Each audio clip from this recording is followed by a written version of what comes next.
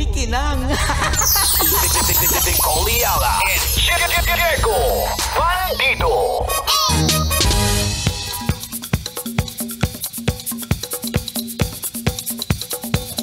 Hey!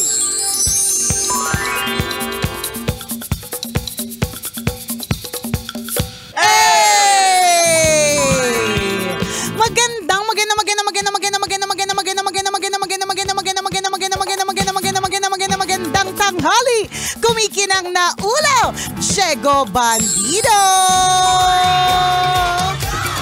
Diego!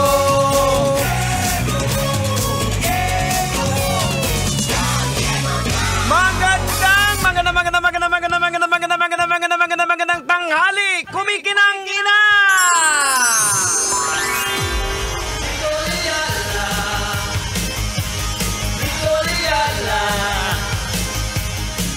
Uy! Shout out sa mga nakatanggap na magandang balita sa GC! Kaya nga. I love you! Miss Rachel! Sa totoo mo, ako yung pinaka-Gina G. Pagkakita ko, pumunta ako doon. Pwede ko Meron? after lunch. Yung tinignan ko, after lunch. Jigs! Wag kang sumunod ka sa rules! Pagkakita ko, pwede nang kunin, hindi ko na tinapos binasa eh. Pumunta ka agad, pagbalik ko, after lunch.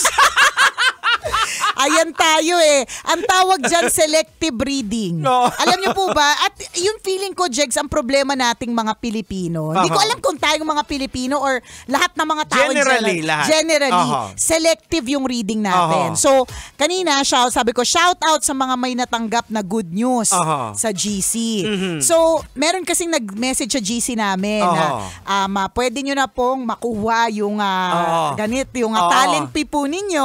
Ganyan. So, ang nakita lang natin, selective. Ang nakita lang ni Diego, may TF na. pangalan nung kumpanya, talent fee, buwan, hindi niya nakita yung after lunch. Ganun po talaga. Ganun talaga tayo. Lalong-lalo na kung meron kang bias. So, ang Ayan. bias ko ay matinding pangangailangan. Correct, diba? So, hindi na natin nababasa. At ang problema dyan, yun nga, papaano kung halimbawa, at least ikaw, Jegs, ilang steps away lang siya. 10 steps from the booth. Yeah. Diba? Papaano kung halimbawa, hindi mo binasa, bumiyahe ka pa. Yung pala, hindi mo nabasa na in 2 days or next week, diba? Dyan tayo nagkakaproblema. Selective reading. At ang masakla pa dito, siyempre pagpunta ko, excited na ako. Ma'am, naglalagay ng fried chicken, kumakain. Pwedeng after lunch. Ay, sorry. Huwag ka kasi! Jegs, ha? Diego! Pakainin natin sila. Kaya nga. Diba? Hindi, pero babalik tayo sa selective. Parang yung, hindi lang selective reading, selective hearing din. For example, yung boss mo sabi niya, magkakaroon ng increase na 5,000. Diba? Hindi mo na narinig yung mga ibang sinabi pagkatapos. Correct. Ang narinig mo lang, 5,000. Pero ang sinabi ni boss, magkakaroon ng increase na 5,000 kapag na-reach natin ang target na ganitong milyon by end of the year. May quota pa. Pero selective hearing ka. Ano yung selective hearing? Sineselect lang kung ano yung gusto mong marinig. Sabi nga ni Jegs kanina, bias. O, diba? So kung matindi yung pangangailangan mo, kailangan mo talaga ng additional 5,000 sa sweldo mo, diba? Ang narinig mo lang yung 5,000. In fact, na-compute mo na kung saan mapupunta. Correct. Actually, nakita ko yung tanghali pero hindi ko yung after lunch. Ang pumasok agad sa isip ko, hindi ko alam na before lunch. Ay, hindi. Selective reading ka pa rin. Nagdadahilan ka pa. Malinaw pa sa sikat ng malinaw pa sa bumbunan mo, Jegs. Nakalagay after lunch. Hindi ko nakita yung after. Ang pagbasa ko before. Nakakaloka!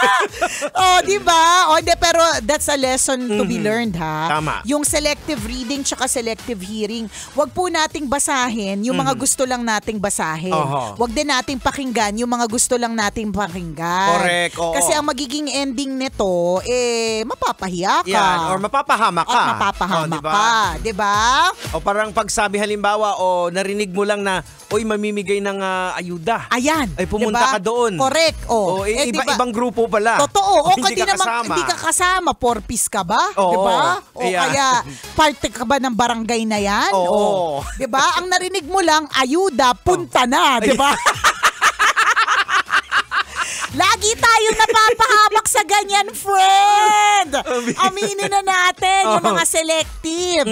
O, diba? At hindi lang yan. For example din, kunyari, meron kang, let's say, binibiling appliance. Okay. Yan. Ang nakita mo lang, yung washing machine. Yung washing machine na pangarap mo, ang nakita mo lang nakalagay 1,200. Wow! So sabi mo, aba naman, 1,2 lang pala to. Kayang-kaya. Liit na bagay, small thing. Pwede ko bang bilhan yung kapitbahay kong mahadera. Yan. Nung nandun ka na sa nandun babayaran. ka na sa babayaran, di ba? Ang hindi mo alam, ang ibig sabihin ng 1,2 per month. Di ba? Parang naalala ko rin nangyari sa akin dati. Tingnan mo, ikaw talaga. Ikaw talaga yun. Ikaw talaga ang topic today. Hindi kasi ako bumibili ng mga mahalin na pantalon, nasasayangan ako ng mga 1,000 plus. Sabi ko, uy, 300 lang, tapos may yung brand. Ay sabi ko, bonggang-bongga. Sabi ko may 1,000 ako, kayang-kaya, 300 plus lang. So, kinuha ko yung pantalon. Yan. Pagdating ko to, sir, kulang sir, parang 1,000 plus. Ano sir, akala ko 300. Hindi, 300 yung belt lang po yan. Hindi, binalik ko. Yung belt lang. 300 yung belt! Yan yung sinasabi nating mapapahamak ka or mapapahiya ka. Ayan. Kaso nga na, makapal pa yung mukha ko nun. So wala, binalik mo lang. Binalik ko. Ay, sige po, next time na lang. Alam mo yung mga ganyang klase mga kwento, Jegs, nangyayari talaga sa atin yan eh. Pero dadating din yung panahon na kahit sabihin na, ay, di ba, magkamali ka. Kala ko 300 lang. Sabihin, di sir, belt lang. Di ba, sasabihin mo, okay, here, the cash. Yan. Yun napasubo ka. Yun napasubo ka na lang dahil sa kahihiyan. Hindi yun napasubo ka, kundi because you can afford it. Yun. Diba? Posible. At hindi yung posible, i-goal natin yan. Diba? Tama. Na dadating tayo sa panahon na kahit nagkamali tayo, okay lang kasi may pambayad tayo. Diba? Ang masaklap dyan kasi yung mga ganyang mga selective reading. Yan. Isa halimbawa, sa restaurant. Ay, oo. Ay, magkano lang. Sige, ako na, sagot ko na yan. Yan. Kinain nyo na. Pag ng bill, bakit ganito? Hindi mo nabasa yung usually pa man din yung mga pandaya dyan yung fine print. Yung nakasulat na maliit sa ilalim. Hindi talaga nila nalalakihan. Tapos, yun. Per grams pala. Ay, lapu-lapu, magkano? 300 lang. 300. Sige, 3 agad. Order ka, 3 order na lapu-lapu. Ang hindi mo alam, per gram. Diba?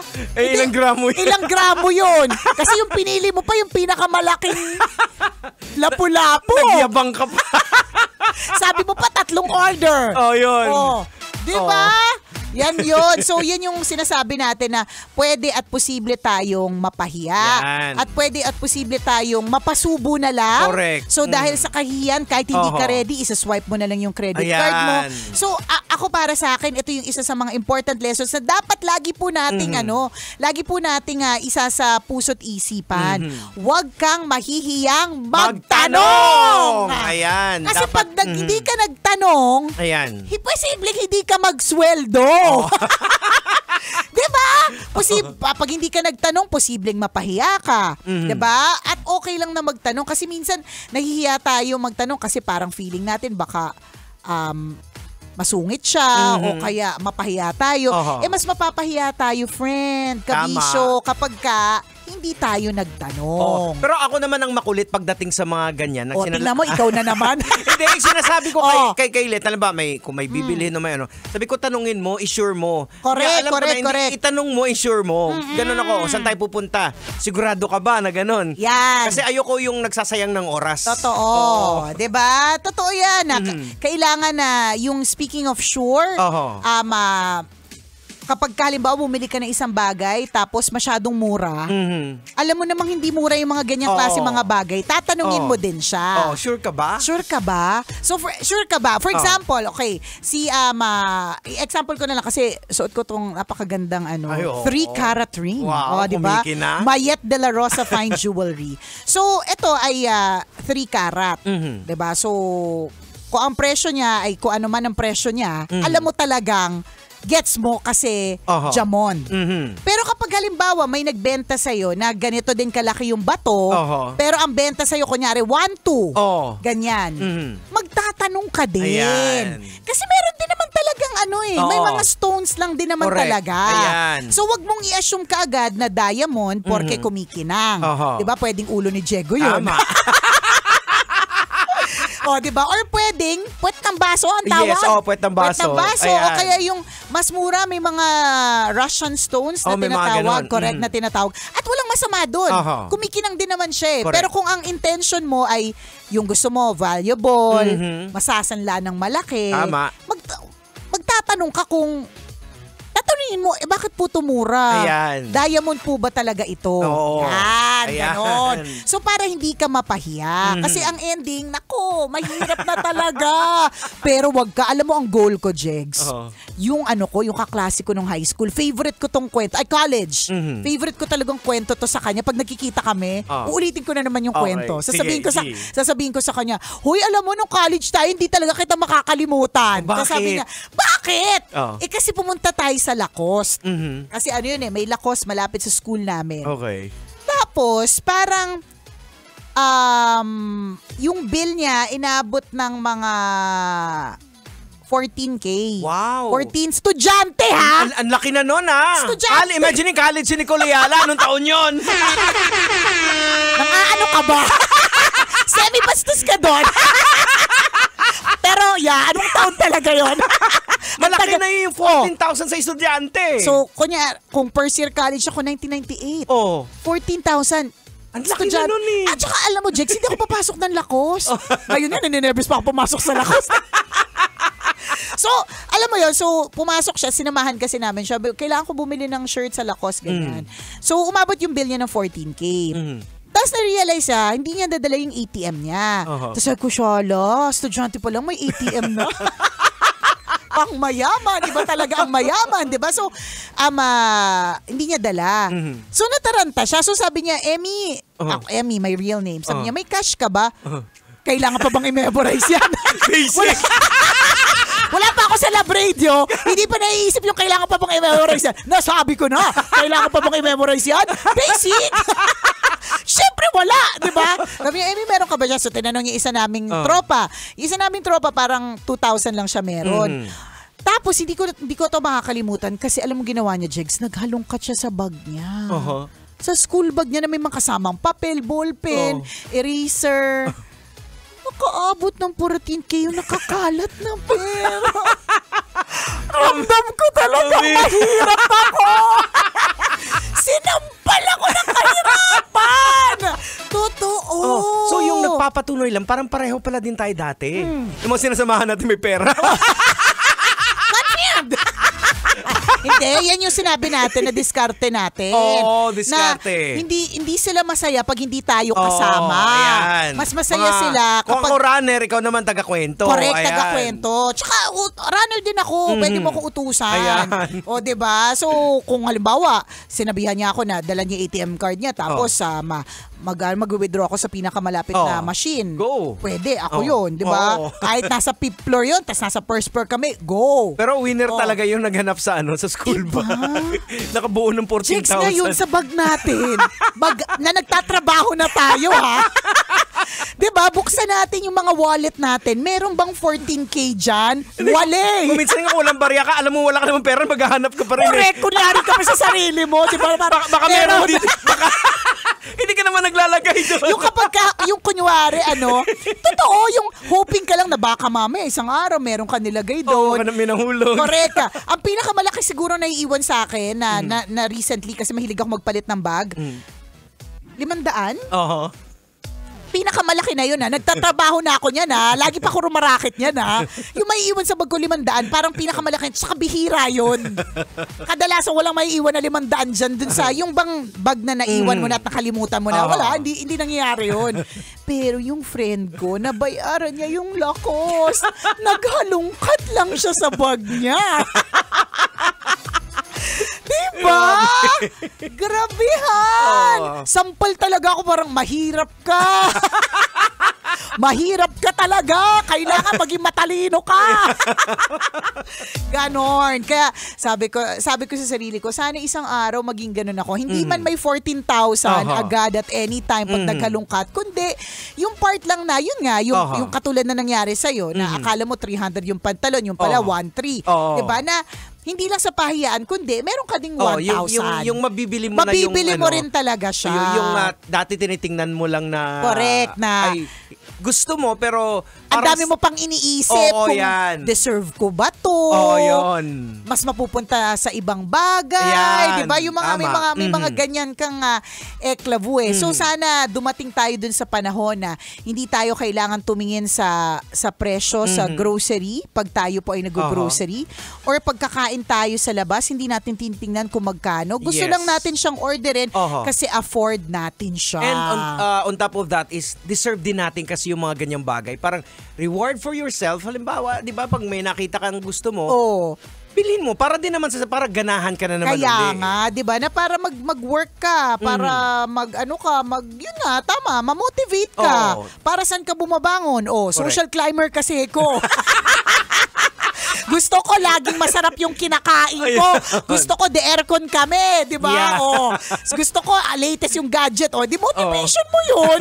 Hindi ka naman namin i-judge. Ako wala akong ginajudge na social climber. I mean like kapag ka ang motivation mo kasi gusto ko komportable yung life ko tas anytime di so be it. Kaya mo namang masustain. At kung kaya mo masustain na hindi ka nangungutang, nagtatapak na ibang mga tao in the process, go, why not? Correct. Di ba? At deserve mo naman kasi pinaghihirapan mo Tama. Di ba? Natandaan ko, ito yung yung, kasi di ba si Ren, yung asawa ko matipid. So minsan nagkakwento siya sa kaya natutuwa ako mapagkwentuhan sa mga yayamanin katulad na Madam Mayat de la Rosa. Ang hindi ko makakalimutan na isang sinabi niya na natuwa ako ni Madam Mayat is that nagtatrabaho ka naman So yun yung lagi kong nirarason sa asawa ko. Nagtatrabaho naman tayo. Tama. So deserve natin to. Correct! Yes! Yung add to cart, i-check out na! May check-in kami! Ay nako, deserve mo yan. For kabisyo. Oras natin, 12:39. Ako pong kumikinang na ulo, Diego Bandido. At akong kumikinang inamon ni Cole Yala. Kailangan pa bang i-memorize yan? Basic!